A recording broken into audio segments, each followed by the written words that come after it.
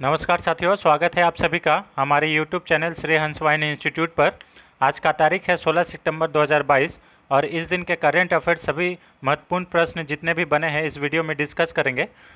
तो चलिए current affairs एक अनोखी सोच के साथ आज हम लोग वीडियो को डिस्कस करते हैं। और एक चीज़ और फ्रेंड, इसमें हम लोग थोड़ा सा आज वीडियो में थोड़ा सा कटिंग किए हैं।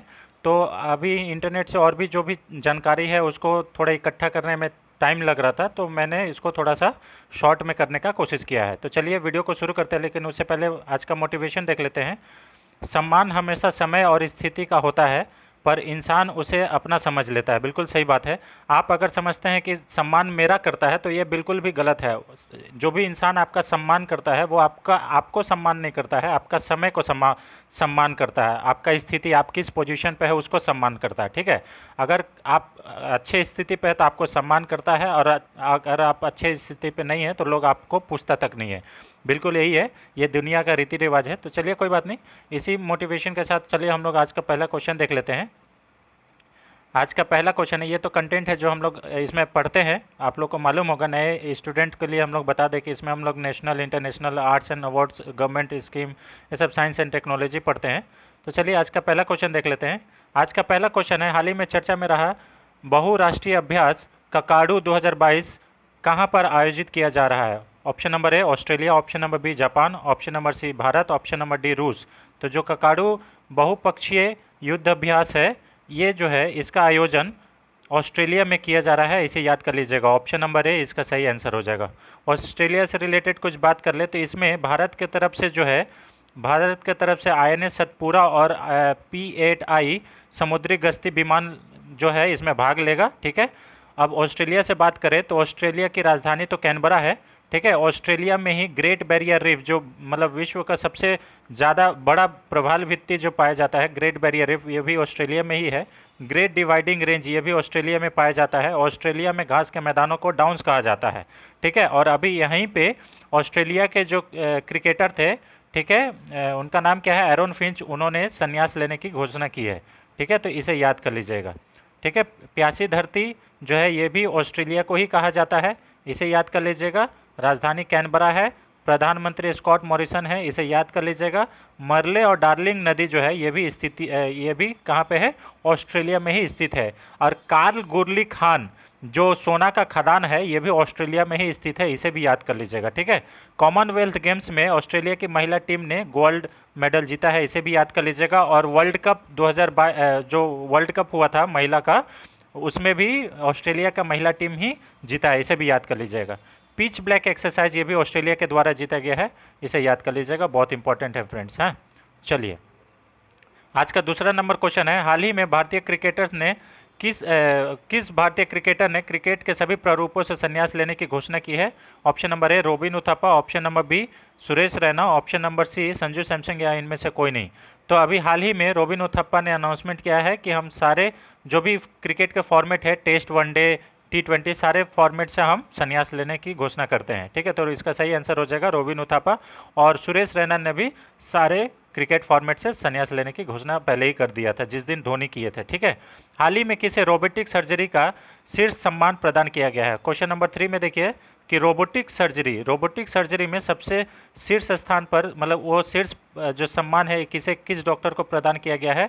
Option number A doctor Sandeep Nair, option number B doctor Mukesh Kumar, option number D doctor D Subramaniam, या ऑप्शन नंबर डी इनमें से कोई नहीं।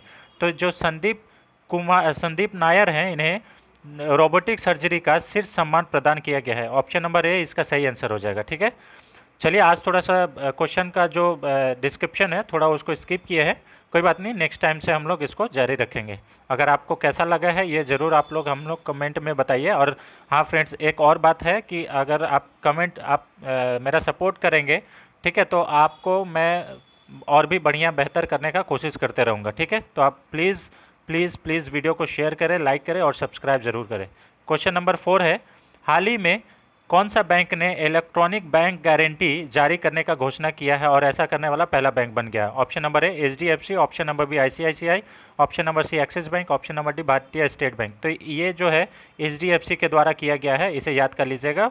Electronic bank guarantee. मतलब पहले क्या था लोन लेने में बहुत सारा कागज वगज का काम करता था, अभी सारा इलेक्ट्रॉनिक चीज़ होगा, इसीलिए इसमें ये इलेक्ट्रॉनिक बैंक गारंटी का बात किया जा रहा है। एचडीएफसी ने ये इलेक्ट्रॉनिक बैंक गारंटी ये जारी करने का घोषणा किया है और ऐसा करने वाला देश का पहला बैंक बन गया है, इसे याद कर लीजिएगा।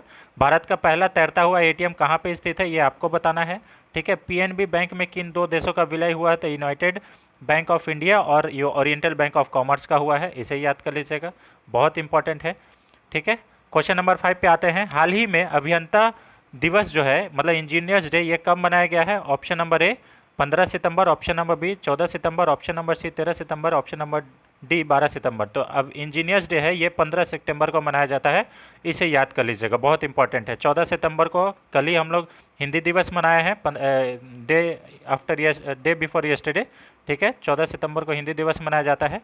इससे रिलेटेड कुछ इंपॉर्टेंट फैक्ट्स देख लेते हैं। जैसे 15 सितंबर 1968 को विश्वेश्वरैया जो है ये भारत के इंजीनियर्स, महान इंजीनियर्स में इनका नाम आता है। इन्होंने इनके जन्म दिवस के उपलक्ष्य में ये इंजीनियर्स डे 15 सितंबर को मनाया जाता है। विश्वेश्वरैया जो हैं उन्होंने कृष्णराज सागर बांध का निर्माण किए हैं, इसे याद कर लीजिएगा। 1955 में इन्हें भारत रत्न से भी सम्मानित किया गया था, ठीक है। ऐसा भी क्वेश्चन पूछ लेता है कि अभी हाल ही में इंजीनियर्स डे मनाया गया है, तो विश्वेश्वरैया जी का जन्म दिवस पे इंजीनियर्स डे का सेलिब्रेशन हुआ है, इनको भारत रत्न कौन सा साल में मिला था, ऐसा भी क्वेश्चन पूछता है, ठीक है, इसे याद कर लीजिएगा।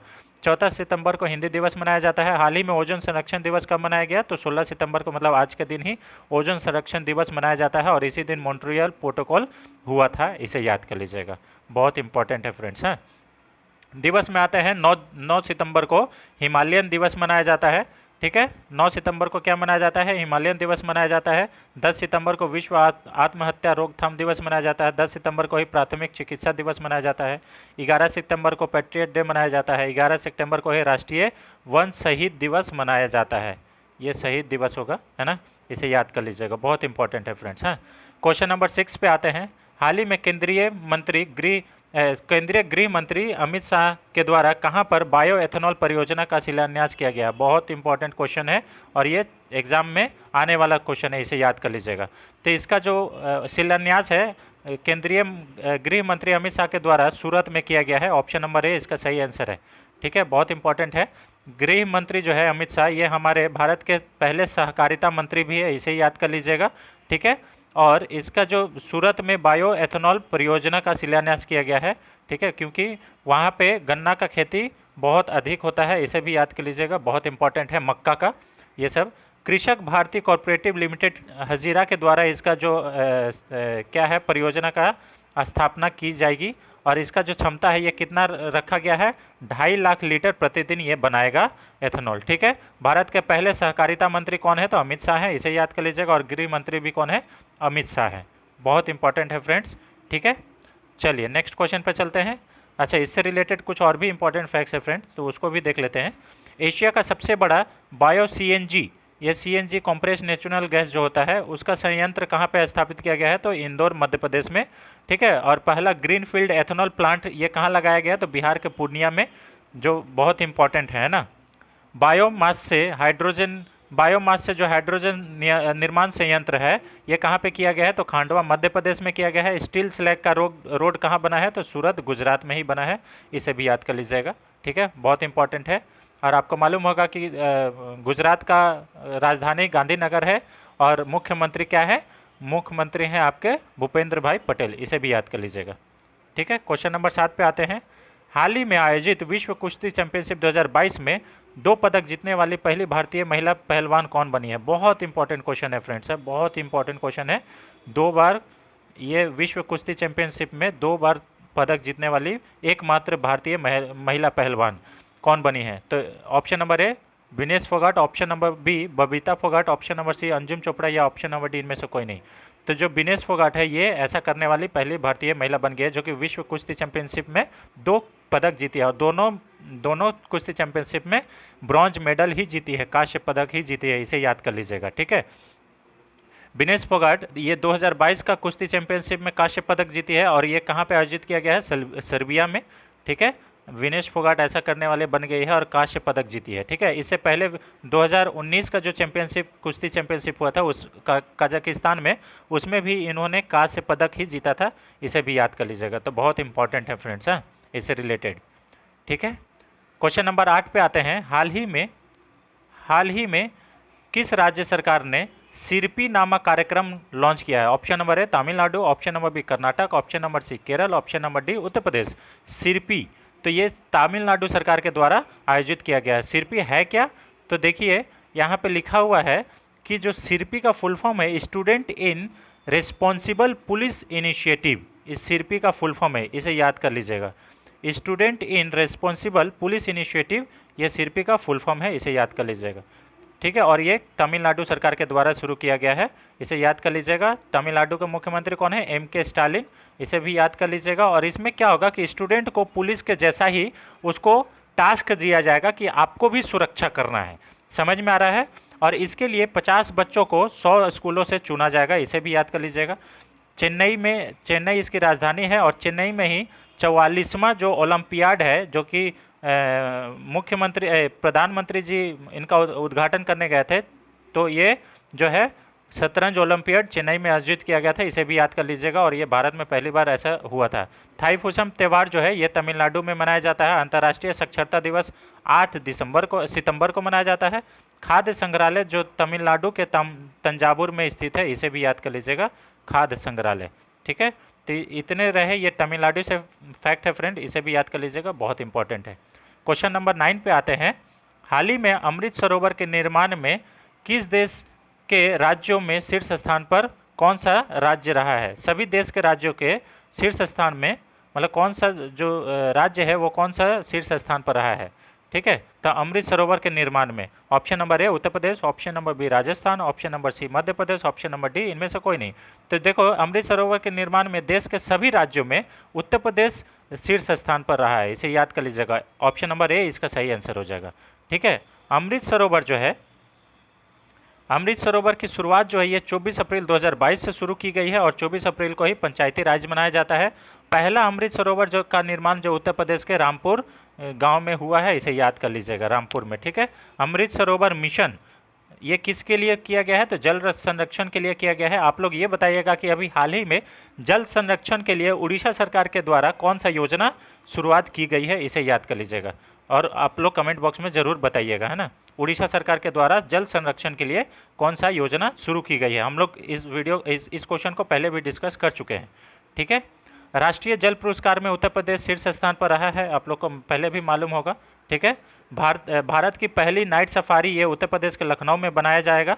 ठीक है, दुधवा राष्ट्रीय उद्यान ये भी यहाँ पे उत्तर प्रदेश में है। कथक उत्तर प्रदेश का क्लासिकल डांस है और नौटंकी उत्तर प्रदेश से भी संबंधित है, इसे भी याद कर लीजिएगा। ये भी नौटंकी जो है ये भी वहाँ का डांस है। ठीक है, चलिए क्वेश्चन नंबर 10 पे आते हैं फ्रेंड्स। हाल ही में FCI मतलब फूड कॉरपोरेशन ऑफ इंडिया की सलाहकार समिति के सदस्य में किसे नियुक्त किया गया है? तो FCI जो है, FCI एक मिनट फ्रेंड्स, तो ये जो फूड कॉरपोरेशन ऑफ इंडिया है इसके जो सलाहकार समिति के सदस्य में ऑप्शन नंबर ए पीयूष गोयल और option number B Abhishek Mishra, दोनों को ये शामिल किया गया है। तो FCI में इसका जो सलाहकार समिति है इसमें दोनों को शामिल किया गया है, पीयूष गोयल, ठीक है, और अभिषेक मिश्रा को, इसे याद कर लीजिएगा। तो इसका सी आंसर सही हो जाएगा। ठीक है, फूड कॉरपोरेशन ऑफ इंडिया की स्थापना की बात करें तो इसका जो स्थापना है 1965 में की गई थी और इसका मुख्यालय नई दिल्ली में है। ठीक है, वर्तमान में इसके हेड जो है अशोक कुमार मीना है, तो इसे भी याद कर लीजिएगा, बहुत इंपॉर्टेंट है फ्रेंड्स। ठीक है, तो चलिए और कुछ नहीं है। Thanks for watching, thank you so much. अगर आपको वीडियो सच में अच्छा लगता है, हमारा कंटेंट पसंद आता है, तो चैनल पर नए हैं तो चैनल को ज़रूर सब्सक्राइब करें और अपने फैमिली फ्रेंड्स के साथ वीडियो शेयर करें फ्रेंड्स, ताकि हमारा भी कुछ भला हो पाए और आगे भी आप लोग के लिए कुछ बढ़िया कर पाएँ। ठीक है, thanks for watching, thank you so much.